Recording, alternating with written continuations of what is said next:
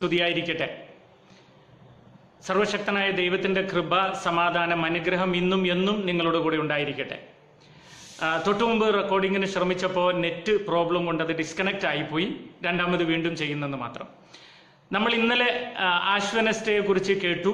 കുരിശുവരയുടെ പ്രധാനപ്പെട്ട ഒരർത്ഥം നമ്മൾ പഠിച്ചു. അതിൻ്റെ ബാക്കിയാണ് സംസാരിക്കുന്നത്. ഭൂമിയിലുള്ള എല്ലാ മതങ്ങൾക്കും ആ മതത്തിൻ്റെതായ ഒരടയാളമുണ്ട്. എന്ന് പറഞ്ഞാൽ നമ്മളൊരു വഴിയാത്രയിൽ ചന്ദ്രക്കല കാണുമ്പോഴേക്കും അത് മുസ്ലിമീങ്ങളുടെ പള്ളിയാണെന്ന് നമ്മൾ തിരിച്ചറിയും. അതുപോലെ നമ്മളിപ്പോൾ ഒരു കുരിശ് കാണുമ്പോഴേക്ക് ക്രിസ്ത്യാനികളുടേതാണെന്ന് തിരിച്ചറിയുന്നു. ദാവീദിന്റെ സ്റ്റാർ കാണുമ്പോഴേക്ക് യഹൂദരുമായി ബന്ധമുണ്ടെന്ന് തിരിച്ചറിയുന്നു. ഇങ്ങനെ ഏത് മതത്തിനും ആ മതത്തിൻ്റെതായ ഒരു അടയാളം നമ്മൾ കാണുന്നുണ്ട്, അല്ലേ? അങ്ങനെയാണെങ്കിൽ സത്യത്തിൽ ക്രിസ്തു മതത്തിന്റെ അടയാളം ഏതായിരുന്നു എന്നൊന്ന് ചിന്തിക്കുന്നത് നല്ലതാണ്. ആദ്യകാലങ്ങളിൽ ക്രിസ്ത്യാനികളുടെ അടയാളം കുരിശായിരുന്നില്ല. കാരണം കുരിശിനെ അവരുടെ മതത്തിന്റെ അടയാളമായി കാണാൻ ക്രിസ്ത്യാനികൾക്ക് സാധിച്ചിരുന്നില്ല എന്നതാണ് വാസ്തവം. അപ്പൊ പിന്നെ ഏതായിരുന്നു? ഏറ്റവും ആദ്യം മീനായിരുന്നു ക്രിസ്ത്യാനികളുടെ അടയാളമായി കണ്ടിരുന്നത്. മീനിനെ ക്രിസ്ത്യാനികളെ വല്ലാതെ ഉപദ്രവിച്ച് പീഡിപ്പിച്ച് നാടുകടത്തുന്ന കാലത്ത് ഒളിച്ചും പാത്തും ഒക്കെ താമസിക്കുന്ന ക്രിസ്ത്യാനി ഞാനൊരു ക്രിസ്ത്യാനിയാണെന്ന് വേറെ ആളെ അറിയിക്കാൻ എളുപ്പ വഴി മീനിന്റെ ചിഹ്നമായിരുന്നു. ഇപ്പൊ ഒരു കടൽക്കരയിൽ ബീച്ചിൽ നിൽക്കുന്ന ഒരു ക്രിസ്ത്യാനി, അവൻ ചുമ്മാ കാലുകൊണ്ട് മണലിൽ ഒരു മീൻ വരച്ചു കഴിഞ്ഞാൽ അടുത്തുള്ള ബാക്കിയുള്ള ഏതെങ്കിലും ക്രിസ്ത്യാനി ഉണ്ടെങ്കിൽ അവന് മനസ്സിലാവും ഇതേ ഈ നിന്നവൻ ക്രിസ്ത്യാനിയാണ്, എനിക്ക് സഹായകനായ ഒരാൾ കിട്ടിയെന്നുള്ളത്. ഇങ്ങനെ മീനിന് എന്തുകൊണ്ട് അടയാളമായി എടുത്തു എന്നതിനെ കുറിച്ച് പിന്നീട് ഒരു എപ്പിസോഡിൽ വളരെ വ്യക്തമായി പഠിപ്പിക്കും. പിന്നെ വേറൊരു അടയാളം കണ്ടത് നങ്കൂരമായി. നങ്കൂരം അറിയാവല്ലോ, നമ്മൾ ഈ കപ്പല് തോണിയൊക്കെ ഈ പുഴയുടെ അല്ലെങ്കിൽ ആറ്റിന്റെ ഒക്കെ നടുവിൽ കൊണ്ടുപോയി നിർത്താൻ വേണ്ടി താത്തിയിടുന്ന ഈ നങ്കൂരം. എന്തിനാണ് ഈ നങ്കൂരം ഇങ്ങനെ അടയാളമായി എടുത്തതെന്ന് ചോദിച്ചാൽ ക്രിസ്തു ജീവിതത്തിൽ നമുക്ക് നങ്കൂരമാണ് എന്നറിയിക്കാനാണ്. എങ്ങനെയെന്ന് ചോദിച്ചാൽ നമ്മുടെ ശരീരം ഒരു കപ്പലായിട്ട് എടുക്കുക, ഈ ഭൂമി ഒരു കടലായിട്ട് എടുക്കുക. ഈ കടലിലൂടെ നമ്മളിങ്ങനെ സഞ്ചരിക്കുമ്പോൾ വലിയ കൊടുങ്കാറ്റും കടലും പുഴലും അല്ലെങ്കിൽ തിരമാലയും ഒക്കെ വന്ന് പ്രശ്നങ്ങൾ ഉണ്ടാകുമ്പോൾ നമ്മളെ പതറാതെ പിടിച്ചു നിർത്തുന്നത് നമ്മളുടെ രക്ഷകൻ ക്രിസ്തുവാണ്. ആ ഒരു അർത്ഥത്തിലാണ് ഈ നങ്കൂരത്തെ അടയാളമായി എടുത്തുകൊണ്ടിരുന്നത്. പിന്നെ ഇത് കൂടാണ്ട് ഈ നല്ല ഇടയനെ അടയാളമായി എടുത്തു, അതുപോലെ ബ്രെഡ് ബ്രേക്ക് ചെയ്യുന്നതിന് അടയാളമായി എടുത്തു. ഇങ്ങനെ പല അടയാളങ്ങളും ക്രിസ്ത്യാനികൾക്കുണ്ടായിരുന്നു. പക്ഷേ കുരിശ് അതിൽ ഒന്നായിരുന്നില്ല. എന്തുകൊണ്ടായിരുന്നില്ല? കുരിശ് എന്നത് ഒരു രാജ്യത്ത് രാജ്യദ്രോഹം ചെയ്യുന്ന ജനങ്ങളെ മാക്സിമം വേദനിപ്പിച്ച് കൊല്ലാൻ വേണ്ടി ഉപയോഗിച്ച ഒരു സാധനമായിരുന്നു കുരിശും അല്ലെങ്കിൽ കുരിശ് മരണം. രാജ്യദ്രോഹം എന്ന് പറഞ്ഞാൽ നോൺ ബെയിലബിൾ ഒഫൻസ്. ഒരു മനുഷ്യന് മാക്സിമം കിട്ടാവുന്ന ശിക്ഷ. അത് പേർഷ്യക്കാർ കണ്ടുപിടിച്ച ആയുധമാണോ ഇനിയല്ല റോമക്കാരുടേതാണോ എന്നത് ചരിത്രകാരന്മാർ തമ്മിൽ ഇപ്പോഴും തർക്കവും ബുദ്ധിമുട്ടുള്ള വിഷയമാണ്. ആര് കണ്ടുപിടിച്ചു എന്നുള്ളതല്ല, ഒരാളെ മാക്സിമം ടോർച്ചർ ചെയ്ത് കൊല്ലാൻ വേണ്ടി, ക്യാപിറ്റൽ പണിഷ്മെന്റ് കൊടുക്കാൻ വേണ്ടി കണ്ടുപിടിച്ച ഒരായുധമാണ് കുരിശ്.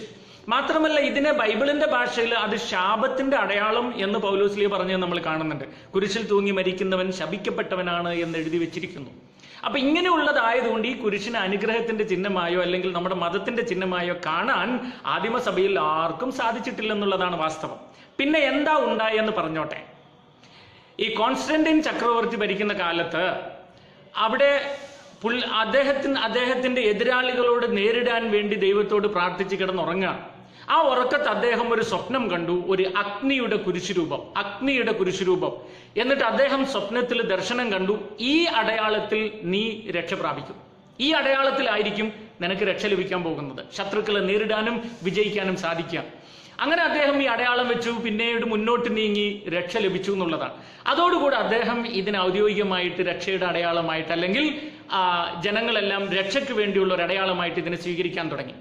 അങ്ങനെ ഈ കുരിശിനെ അനുഗ്രഹത്തിന്റെ, രക്ഷയുടെ, വിജയത്തിന്റെ അടയാളമായി കണ്ടു കഴിഞ്ഞപ്പോൾ അഭിമാനം വന്ന ക്രിസ്ത്യാനികൾ എന്ത് ചെയ്തു? എല്ലാ പള്ളിയുടെയും മേളിൽ കുരിശുരൂപം വെക്കാൻ തുടങ്ങി, എല്ലാ സെമിത്തേരിയിലും കുരിശുരൂപം കൊണ്ടുവെക്കാൻ തുടങ്ങി, വീടിന്റെ ഫ്രണ്ടിൽ കുരിശുരൂപം വെക്കാൻ തുടങ്ങി, കവലകളിലെല്ലാം കുരിശുരൂപങ്ങൾ വെക്കാൻ തുടങ്ങി. അതിനകത്ത് പിന്നെ ഭണ്ഡാരപ്പെട്ടിയായി പണം വരാൻ തുടങ്ങിയപ്പോൾ അത് കുറേയും കൂടെ നന്നായി. പക്ഷെ ഇതിങ്ങനെ വളരെയധികം വ്യാപിച്ചു കഴിഞ്ഞപ്പോൾ ഈ കുരിശിന്റെ ശത്രുവായ ശാത്താൻ കുരിശിന് ദുരുപയോഗം ചെയ്യാൻ തുടങ്ങി. എങ്ങനെ ചെയ്യാൻ തുടങ്ങി? ഇപ്പം നിങ്ങൾ നോക്കിയ ഏത് സിനിമയിലും ഒരു ഗുണ്ട വരുമ്പോൾ അവൻ കുരിശ് ധരിക്കും, ഏത് ബാറിന്റെയും മുമ്പിലും ഒരു കുരിശ് വെക്കുക. ഇങ്ങനെയുള്ളൊരവസ്ഥയിലേക്ക് കുരിശിനെ തലകീഴായി വെക്കുക, കുരിശിനെ നിന്ദ്യതയ്ക്ക് വേണ്ടിയും കൂടെ ഉപയോഗിക്കാൻ തുടങ്ങി. അങ്ങനെ ഉപയോഗിക്കാൻ തുടങ്ങിക്കഴിഞ്ഞപ്പോൾ നമ്മളുടെ തിയോളജിയൻസ് എല്ലാം കൂടെ ഈ കുരിശിനെ തിയോളജൈസ് ചെയ്യാൻ തുടങ്ങി എന്നുള്ളതാണ് വാസ്തവം. എങ്ങനെ കുരിശ് എങ്ങനത്തതായിരിക്കണം, ശാത്താൻ ഉപയോഗിക്കുന്ന കുരിശും നമ്മൾ വിശ്വാസികൾ ഉപയോഗിക്കുന്ന കുരിശും തമ്മിൽ വ്യത്യാസം എന്തായിരിക്കണം, അല്ലേ? ഇങ്ങനെയുള്ള ചിന്തകളിൽ വന്നു കഴിഞ്ഞപ്പോൾ കുറെ പേര് യേശു ഉള്ള കുരിശ് വേണം, കുറെ പേര് യേശു ഉയർത്തെഴുന്നേറ്റത് കൊണ്ട് യേശു ഇല്ലാത്ത കുരിശ് വേണം, ഇങ്ങനെ ബൈസന്റിയൻ ക്രോസ്, ജെറൂസലം ക്രോസ്, അതുപോലെ തന്നെ ലാറ്റിൻ ക്രോസ്, പേർഷ്യൻ ക്രോസ്, ഇങ്ങനെ പല കുരിശുകളായി. ഇപ്പൊ സീറോ മലബാർ സഭയിൽ വിശ്വസിക്കുന്ന എന്നെ സംബന്ധിച്ചിടത്തോളം എനിക്ക് പേർഷ്യൻ കുരിശ്, അതെങ്ങനെയാന്ന് ചോദിച്ചാൽ അത് നമുക്കറിയാവല്ലോ, ഇങ്ങനെ ക്ലാവ് ഓരോ അറ്റത്തും 3 അല്ലെ ക്ലാവുകൾ പിടിപ്പിച്ചിട്ടുള്ള കുരിശ്. ഒരിടക്കൽ ഒരു തമാശ വായിച്ചത് ഇങ്ങനെയാണ്, ബോബനും മോളിയും അപ്പൻ അവരെ വിളിച്ചിട്ട് പറഞ്ഞു, മക്കളെ നമുക്ക് കുരിശ് വരക്കാന്ന് പറഞ്ഞു. മോളി പെട്ടെന്ന് കുരിശ് വരച്ച് തീർത്തു. പക്ഷെ ബോബൻ നെറ്റിയിൽ കിടന്ന് പടം വരച്ചുകൊണ്ടിരുന്നു. അപ്പൊ അപ്പന് ദേഷ്യം വന്നു, ഡേ തന്നോട് പടം വരക്കാനല്ല പറഞ്ഞു, കുരിശ് വരക്കാനാണ് പറഞ്ഞെന്ന് പറഞ്ഞപ്പം ബോബൻ പറഞ്ഞത്രേ, പപ്പ ഞാൻ മുകളിൽ ക്ലാവുള്ള കുരിശ് വരച്ചുകൊണ്ടിരിക്കുകയാണ്, മാർത്തോമ കുരിശ് വരച്ചുകൊണ്ടിരിക്കുകയാണ്. ഒരു തമാശയാണ്, എവിടെയോ വായിച്ചതാണ്, അവസരോചിതമായി ഉപയോഗിച്ചെന്ന് മാത്രം. അപ്പൊ ഞാൻ പറഞ്ഞു വരുന്നത്, ഇങ്ങനെ ഏത് രൂപത്തിലുള്ള കുരിശ് വേണമെന്നുള്ള തർക്കമാണ് പിന്നീട് അങ്ങോട്ട് ലോകം മുഴുവൻ. കുറച്ചു നാൾ മുമ്പ് തമിഴ്നാട്ടിൽ ഞാൻ ഇരുന്ന് ഒരു പള്ളിയിൽ ഭക്ഷണം കഴിച്ചുകൊണ്ടിരിക്കുമ്പോൾ അവിടെ ഇരുന്ന് ഒരു തർക്കം കേട്ടു. തർക്കം ഇത്രയേ ഉള്ളൂ, പിതാവിന്റെയും പുത്രന്റെയും പരിശുദ്ധാത്മാവിന്റെയും എന്നും പറഞ്ഞിട്ട് വലത്തോട്ട് കൈവെക്കണോ ഇടത്തോട്ട് വെക്കണോ? എല്ലാ നല്ല കാര്യവും വലത്തുനിന്ന് തുടങ്ങുന്നതുകൊണ്ട് പിതാവിന്റെയും പുത്രന്റെയും പരിശുദ്ധാത്മാവിന്റെയും എന്ന് പറഞ്ഞ് തുടങ്ങണം ഒരു ഗ്രൂപ്പ്. അല്ല, ഇടത്തുള്ളവരെ വലത്തോട്ട് ഈശോ കൊണ്ടുവന്നതിന് പിതാവിന്റെയും പുത്രന്റെയും പരിശുദ്ധാത്മാവിന്റെ എന്ന് പറഞ്ഞ് ഇടത്തുനിന്ന് വലത്തോട്ട് വരക്കണം. ഇങ്ങനെ തർക്കങ്ങൾ അന്നും ഇന്നും നടക്കാം. മലയാളികളോട് ഇത് പ്രത്യേകം പറയേണ്ട കാര്യമില്ല. പക്ഷേ ഇത് ഇങ്ങനെ തർക്കങ്ങൾ നടന്ന് കുരിശിന്റെ രൂപത്തെക്കുറിച്ച് പല വിഷയങ്ങളുണ്ടെങ്കിലും ഔദ്യോഗികമായി ലോകത്തിലുള്ള സകല ക്രിസ്ത്യാനികളും കുരിശിനെ അനുഗ്രഹത്തിന്റെ ചിഹ്നമായി അംഗീകരിച്ചു എന്ന് തന്നെ വേണം പറയാൻ. വളരെ റെയറായിട്ട് ഇൻഡിപെൻഡന്റ് ചില സഭകളിൽ മാത്രമാണ് അതിനെ വേണ്ടതുപോലെ മനസ്സിലാക്കാൻ പറ്റാതെ പോയത്. പിന്നെ ഈ കുരിശ് ഇങ്ങനെ വളർന്നു കഴിഞ്ഞപ്പോൾ ഈ കുരിശ് രൂപം കൊണ്ട് നമ്മളെ തന്നെ അനുഗ്രഹിക്കാൻ തുടങ്ങി. ഇപ്പൊ രാവിലെ കട്ടിലിൽ നിന്ന് എഴുന്നേൽക്കുമ്പോൾ ഞാൻ എന്താ പ്രാർത്ഥിക്കുക? വിശുദ്ധ കുരിശിന്റെ അടയാളത്താൽ എൻ്റെ തലച്ചോറിനെ ശത്രുവിൽ നിന്ന് സംരക്ഷിക്കണേ, എൻ്റെ അധരത്തെ ശത്രുവിൽ നിന്ന് സംരക്ഷിക്കണേ, എൻ്റെ ഹൃദയത്തെ ശത്രുവിൽ നിന്ന് സംരക്ഷിക്കണേ പൊന്നു തമ്പുരാനെ. എന്ത് നല്ല പ്രാർത്ഥനയല്ലേ? അതിരാവിലെ എഴുന്നേൽക്കുമ്പോൾ തന്നെ നമ്മുടെ തലച്ചോറിൽ ശാത്താന് പ്രവേശിക്കുന്ന ഭാഗം നമ്മൾ ക്ലോസ് ചെയ്തു, അധരത്തിൽ ശാത്താൻ പ്രവേശിക്കുന്നത് നമ്മൾ ക്ലോസ് ചെയ്തു, ഹൃദയത്തിൽ ശാത്താൻ പ്രവേശിക്കുന്നത് ക്ലോസ് ചെയ്തു. സത്യം പറഞ്ഞാൽ നമ്മുടെ തലച്ചോറിലും അധരത്തിലും നമ്മുടെ ഹൃദയത്തിലുമാണ് ശാത്താന്റെ പണിപ്പുര. ഇത് 3ഉം അടച്ചിട്ട് നമ്മൾ രാവിലെ എഴുന്നേറ്റ് പോരാൻ, നമ്മളെ തന്നെ അനുഗ്രഹിക്കാൻ നമ്മുടെ ദേഹത്ത് നമ്മൾ കുരിശ് വരക്കുന്നു. ഇപ്പൊ എൻ്റെ അടുത്ത് ചിലർ വന്നിട്ട് ബ്രദറെ ഒന്ന് പ്രാർത്ഥിക്കണേന്ന് പറയുമ്പോൾ ഞാനും ഒരുപക്ഷെ അവരുടെ തലയിൽ കൈവച്ച് പ്രാർത്ഥിച്ചോ ചിലപ്പോൾ കൈകൂപ്പി പ്രാർത്ഥിച്ചോ കഴിഞ്ഞിട്ട് അവരുടെ നെറ്റിയിൽ ഞാനും കുരിശ് വരച്ചു വിടുന്നു. അങ്ങനെ ഈ കുരിശ് വര ഒരു അനുഗ്രഹത്തിന്റെ അടയാളമായി മാറി എന്നുള്ളതാണ്. സത്യത്തിൽ ഈ കുരിശുവര എങ്ങനെയാണ് ഇത് ഒരു അടയാളം? ഈ അടയാളം നെറ്റിയിൽ എന്തുകൊണ്ടാണ് ആഷ് വെഡ്നെസ്ഡേയിൽ സ്ഥാപിക്കുന്നതെന്നും കൂടെ ഞാൻ പറയാം. നമ്മൾ വായിക്കേണ്ടത് ബൈബിളിൽ നിന്നും ഒരു വചനമാണ്. അത് എസക്കിയേൽ 9:4-5. ഒന്ന് ആവർത്തിച്ച് പറയുന്നു, എസക്കിയേൽ 9:4-5. ഇവിടെ ദൈവം പ്രവാചകനോട് പറഞ്ഞു, നീ സിറ്റിയിലൂടെ ചുറ്റി സഞ്ചരിക്കണം. എന്നിട്ട് സിറ്റിയിലുള്ള തിന്മ കണ്ട് മനം തൊന്ന് ആ സിറ്റി മാനസാന്തരപ്പെടാൻ വേണ്ടി പശ്ചാത്തപിക്കുന്ന കുറെ മനുഷ്യർ നീ കാണും. അങ്ങനെ കാണുന്നവരുടെ നെറ്റിയിൽ നീ ഒരടയാളം ഏർപ്പെടുത്തണം. എന്തിനാണെന്നറിയോ?